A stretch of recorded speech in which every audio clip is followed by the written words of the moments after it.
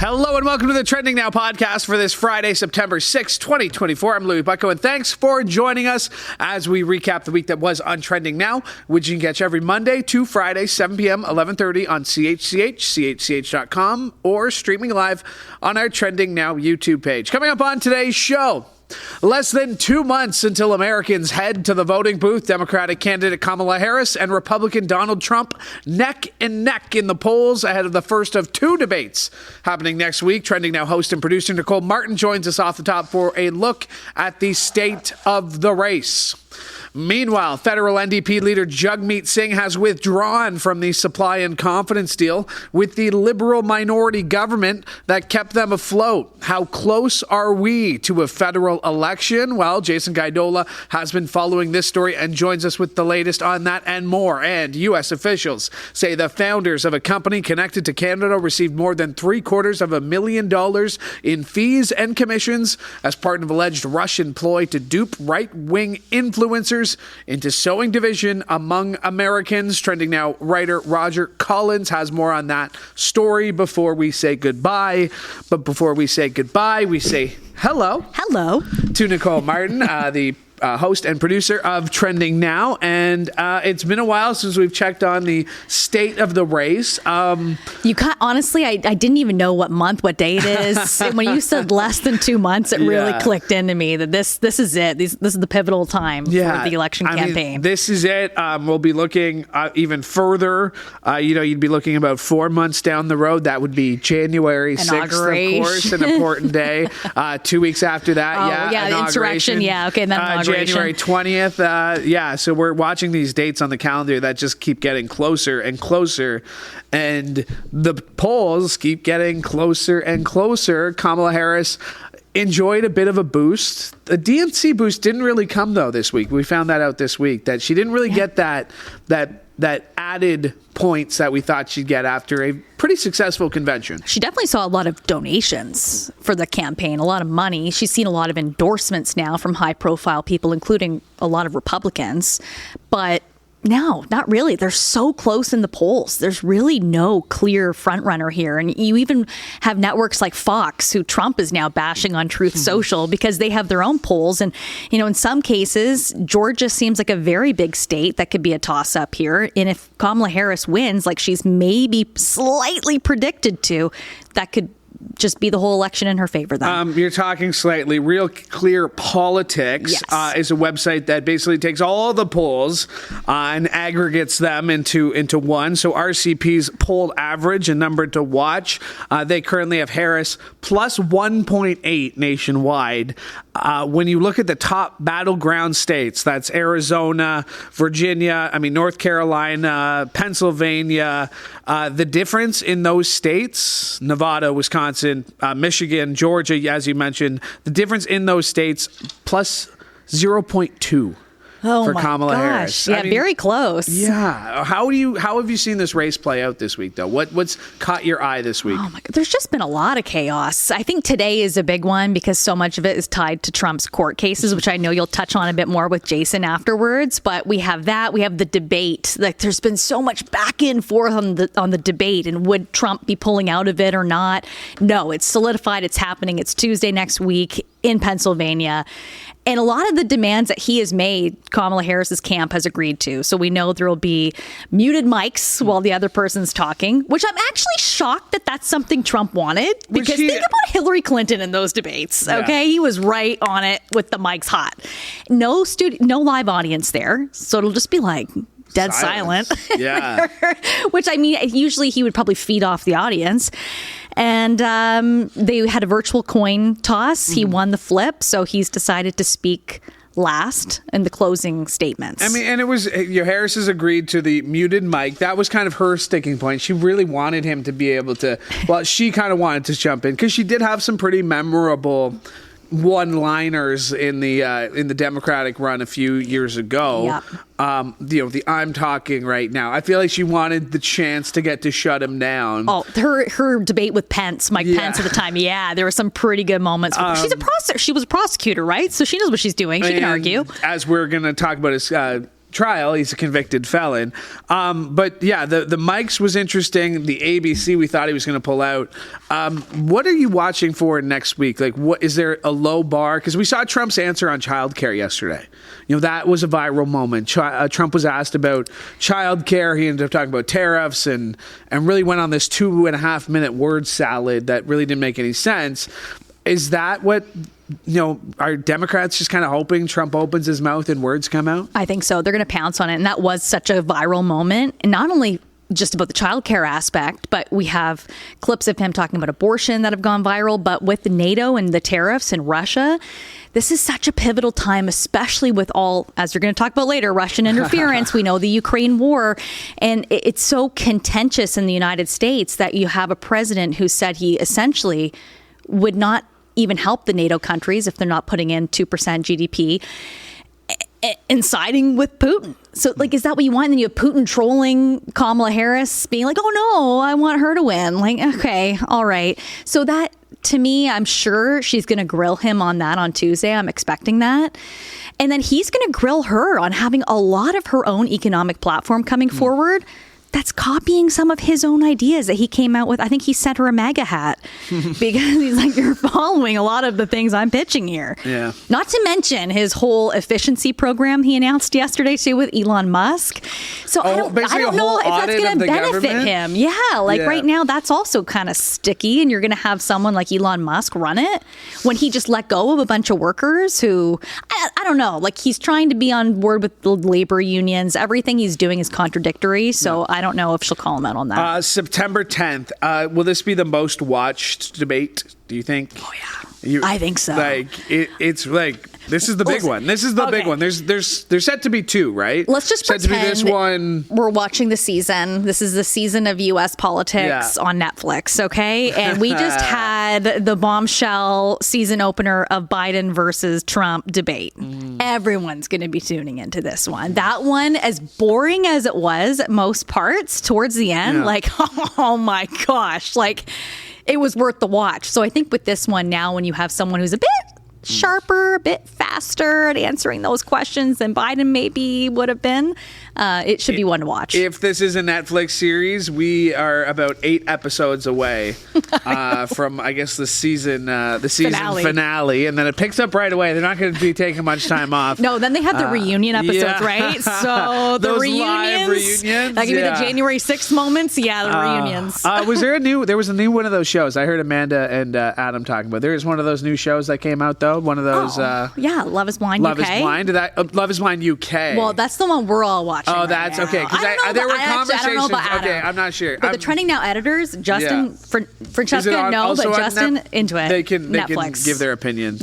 Yeah, I heard Adam was sitting behind me, and then Amanda was passing, and they were talking. So I know it's not quite Love is Blind UK, but it's pretty entertaining for sure. All right, you got a show to get ready for. Yes. Okay, we'll see you there. I'll be talking sports, NFL. Back. All right, love it. We'll talk to you there. Talk to you then. All right, my thanks to Nicole Martin for joining me. Jason Gaidola just about to make his way in to the studio for his part. We'll be talking Jagmeet. We'll also be talking this. We mentioned Trump's legal problems. Well, a judge has agreed to postpone Donald Trump's sentencing in his hush money case until after the November election. So a rare win for Trump, as Judge Juan Merchan's decision today grants Trump a hard-won reprieve as he navigates the aftermath of his criminal conviction and the home stretch of his presidential campaign. Now, Merchan delayed Trump's sentencing until November 26th, and that's several weeks after the final votes are cast in the presidential election. It had originally been scheduled for September 18th, and in just about 2 weeks, which is 7 weeks before Election Day.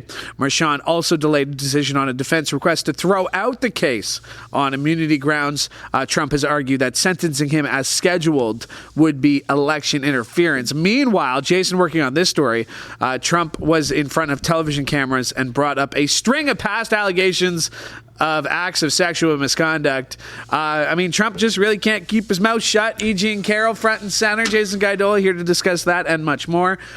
He had some choice words for the television cameras this morning. It felt like summer all over again a little bit. He always has choice words. And as he exits the courtroom in familiar fashion, I feel like Yeah. It's almost like Groundhog Day when you watch Trump leave the courtroom, because he's got so much on the go right now as he's trying to stave off these allegations heading into the election. But it's really seen as a win for Trump. Him as long as these hearings get delayed and decisions and rulings get delayed, it's only going to play into his favor. However, though, I mean, from what we're seeing in polling from some of the pollsters is that Harris still has the lead. And, if you put two and two together, controversy, you're down on the polls. Trump looks like he has a mountain to climb at this moment of time at trying to win the presidency. So. And once again, he used a familiar attack that if I was going to sexually assault someone, it wouldn't be this one. I mean, that is a paraphrase, of course, but he said something along those lines, like, take a look at her, basically. And I think as this proceeds, he's going to get nastier. It's like I'm not shocked that he would come out and say something as bold as that. I mean, it's Trump we're talking about here. So I think right now it's his back is against the wall, and I think it's already set in. His base is going to believe him no matter what. Mm-hmm. And I mean, depending on what the ruling is afterwards, I'm not sure what the legality is if he were to win the presidency. I believe he can throw it out, right? I mean, he's in charge of the Justice Department. Out. That's always a possibility. But I mean, as of right now, I think that the focus is that his press conference was still a campaign. Press conference. I mean, to have the Trump Vance thing there, and so I think he's even in the courtroom, even outside the courtroom. He's going to find a way to use this when it's right up until Election Day, and I think as crazy as he sounds, he's going to find a way to put it in his favor as much as possible. So, I mean, is it working? I mean, it probably is working to some degree, but I don't think we'll really know until we get closer to Election Day. It's pretty crazy that this is our third Trump campaign that we're living through, right? Like it's weird, I know. 2020. If he had just won in 2020, then we'd be done with it. It'd be over. We'd be talking about two completely different people, but maybe here we are talking about Trump still. Speaking of elections, yes. NDP federal leader Jagmeet Singh brought a message of hope on Thursday, despite blowing up a deal he had with the Liberal government.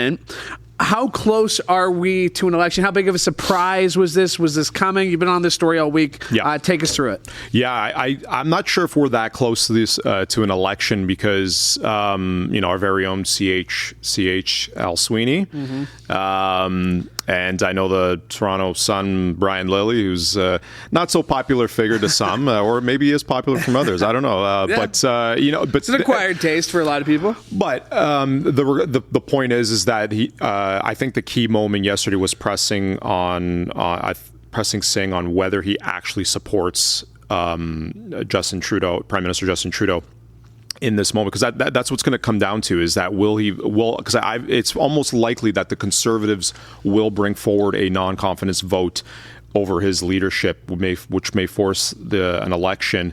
And I believe the NDP is going to be tested. Jagmeet Singh is going to be tested in that moment. As soon as they get back to the House of Commons, that's going to be the moment of truth. So there were important questions that I heard that asked towards him, and trying to get an answer out of him, you had to. They had to you had to ask them because ripping up the deal is one thing because I believe automatically say we're going to the polls at next date. The New Democrats can still hold the Liberals to some of the agreed programs, pharmacare, dental care, national food program, you name it. Mm-hmm. But as long as but regardless whether they have a deal or not, it's already been the table's already been set for them to really make a choice.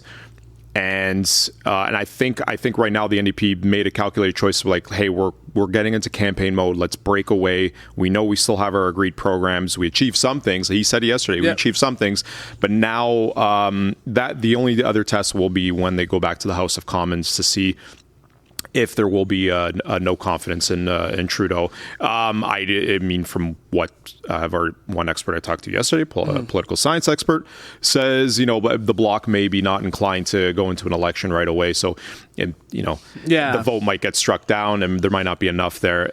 Other than that, I mean, the New Democrats have a lot of ground to cover. They're still number 3. I mean, they might be, depending on how the Liberals do, but Jagmeet's got a lot. It's an aggressive move. I believe he's got a lot more ground to cover. His party's got a lot more ground to cover. Yeah. But right now they're taking that chance, and they might as well go all in and be aggressive there. And we saw one of the head Liberal Party, National Liberal Party leaders, kind of one of the organizers, step down, saying, I don't think Trudeau can do this. It's pretty curious to see, like, Trudeau. I know he was asked about it a few weeks ago. Really has no reaction to the reinvigoration of the Democrats in the U.S. Yeah. Like I would have felt like.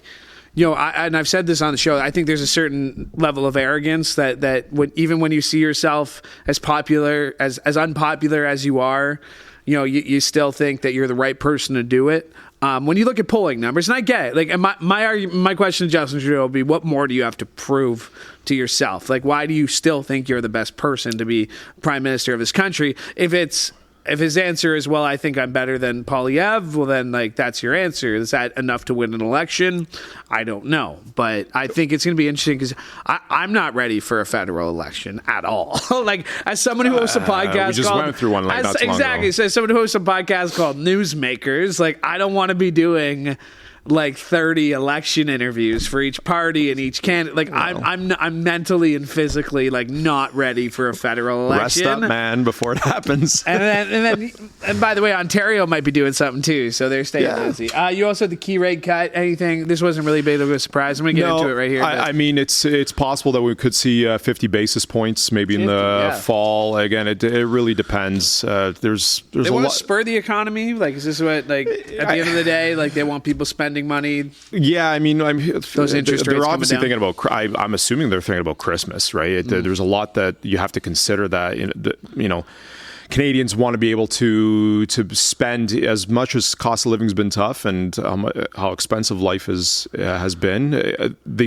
Canadians still want to do the Christmas thing and spend. Yeah. So I think I can understand that they want to kind of ease things up and not have have people's pockets a little heavier. So I don't know. Maybe that's a factor, but. Yeah. But I'm not surprised how they're taking a very pragmatic approach into to reducing that interest rate, because again, there's a lot in terms of ground to cover. There's a lot of ground to cover there too. So I think it's possible 50 basis points, but don't be. I could see maybe even 2 more smaller cuts. Well, we'll keep our eye on it. I appreciate your insights. I know you got a lot of Trump court stuff to work through, so get on it. All right. My thanks to Jason Gaidola for joining me today. Still had Roger Collins going to be stopping by. We'll talk to him about the latest in the right-wing influencer Russian propaganda plot. So Roger Collins has been on the story last couple of days. We'll get him on that. But on the rate cut, Canadians did see another small step of relief from the Bank of Canada this week. For the third consecutive time, the nation's central bank announced an interest rate cut by 0.25 percentage point. Obviously widely expected by forecasters given ongoing softness in the economy and easing inflation. Bank of Canada maintained its cautious approach when it announced its third consecutive interest rate cut of 4.25%. Wanted to get to this story trending in the U.S. this week. The 14-year-old suspect in a shooting that killed 4 people at a Georgia high school and his father will both stay in custody after back-to-back court hearings today. Now, their lawyers declined to seek bail at the hearings this morning. Colt Gray was advised of his rights along with the charges and penalties he faced, and shortly afterward, his father, Colin Gray, was brought into court. Colin Gray was charged yesterday in connection with the shooting for letting his son possess a weapon. 9 people also hurt in Wednesday's attack at Appalachia High School in Winder outside Atlanta.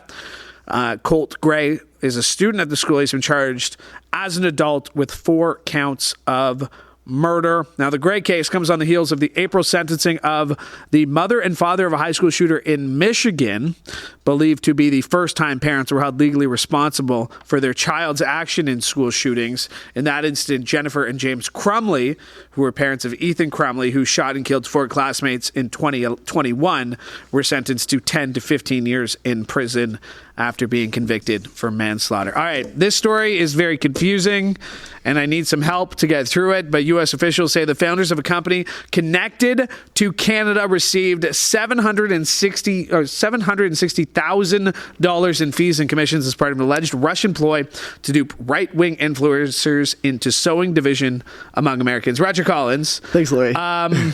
You seem very interested in this story. Like, you seem like you got your reporter investigative hat on. Like, there's a lot of, like, if this was on a whiteboard, there'd be a lot of red strings going in different directions. Oh yeah, I'd be Charlie from It's Always Sunny for sure.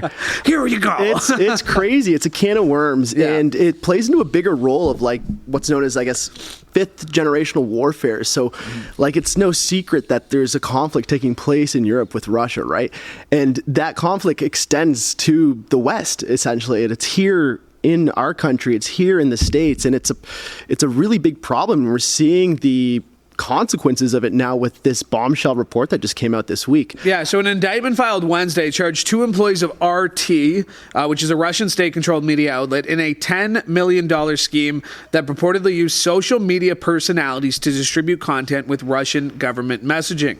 Now, while not explicitly mentioned in court documents, the details match up with Tenet Media, founded by Canadian Lauren Chen and Liam Donovan, who identifies as her husband on social media. So these are very outspoken personalities on right-wing circles, both here. They've appeared on Rebel News, True North, all those kinds of right-wing streams. So what are they to have alleged have done, and what's the reaction been? What have we been hearing from Lauren Chen? Well, there's been no comment from Lauren Chen thus far. Her YouTube account, Tenet Media, has been canceled. All ties from Blaze TV have been pulled, so she used to work for them as well. And at this point, we're not so sure where she stands in this, but we do know it's Tenet Media. Like, the details in the report from the DOJ make it very clear it's Tenet Media. But beyond that, this is still kind of like a developing situation, but the consequences of which are very far-reaching. So how so? Like these are people that have huge follows and then huge followers. Like, Elon Musk has retweeted or shared Tenet Media before. He shared Lauren Chen, Canada Canuck Chick, or whatever she calls herself. There's a bunch of people, Tim Pool. There's a bunch of people who work for Tenet Media who are now claiming, okay, if I was used, I was duped. Like, this is, but you got to ask, where did all this money come from? Like, how do you just accept hundreds of thousands of dollars without thinking, like, where's this come from? It must be nice, right? Just to kind of pull the blinders over and just wonder, or not. But no, this thrust the entire aspect of free speech into under the microscope, right? And it begs the question, at what point is something an opinion, and what point is something an influence campaign launched by one of the biggest foes our nation knows of? So that is kind of like the core crux of the argument that's kind of unfolding online between what should people be allowed to say, and it also draws the question everything, right? Yeah. Whatever you consume media-wise, you should be taking a step back and asking yourself, okay, what does the consequence of this video or this tweet that I'm reading kind of have going along with it? Yeah, and there was a Tucker Carlson video from a Russian grocery store that Tenet Media thought was a little too overt. Oh, yeah. Thought it wasn't subtle enough that... yeah, subtle is definitely not the word. I mean, just the fact that Merrick Garland, the Attorney General of the United States, like, he came out on Wednesday and basically announced these charges. Like, this is significant. Like, does it feel like this story is maybe flying under the radar, especially here in Canada, it seems, with Lauren Chen? But, like, how have you been, you've been following the story online. How is it being picked up? It's kind of circulating everywhere. I wouldn't say it's falling underneath the radar whatsoever. This is in everyone's face. There are 2 Russia Today journalists that are actually being charged as a part of those indictments that was revealed. And yeah, it's like Tim Pool, Laura Southern. These are all big names in the right-wing kind of sphere of influence, for lack of a better term. These people have hundreds and thousands of followers. These aren't just, sideline Twitter heroes that are making comments online. But that being said, because we have discussed it, the comments under this video now will mostly be right-wing trolls complaining about our opinions over here. So most likely. We welcome you. Thanks for watching. We appreciate the click, and say whatever you want. It's all good. I get paid the same, regardless of what you think in the comment section. It's believe not $10 it or not. You're working this weekend? What do you got going on this weekend? I usually ask my guests these questions, but the others left too quickly. So what do you got going on this weekend? I just have some friends from out of town. They're like moving back to the Golden Horseshoe. They're moving to London, kind of neck of the woods. Yeah. And I'm helping them move some stuff from Toronto down there, and that's about it. Nice. Sounds like fun. So you're off. You're not working. I'm off. Wow. I'm off. Dude, does the weekend crew know that you're off this weekend? Yeah, they're a little sad, but I'll send my love. Roger, appreciate this, buddy. Cheers, Louie. All right, Roger Collins, my thanks to him for joining me today, and my thanks to you as well, because we could not do the show without your support. So make sure you like and subscribe to CHCH Podcast so you never miss an episode of this show. And while you're liking and subscribing, make sure you do that for all our various trending now social media channels, including on X and YouTube. And there you go. While you're liking and subscribing, you can subscribe to CHCH Podcasts. Just search Trending Now Podcasts, Newsmakers, or Sportsline, wherever you get your favorite podcasts, or you can go directly to chch.com/podcast. My thanks to Mike Corson for directing today's show. My thanks to you for tuning in, because we could not do the show without you. From all of us here at CHCH, I'm Louie Bucko. Have a great weekend.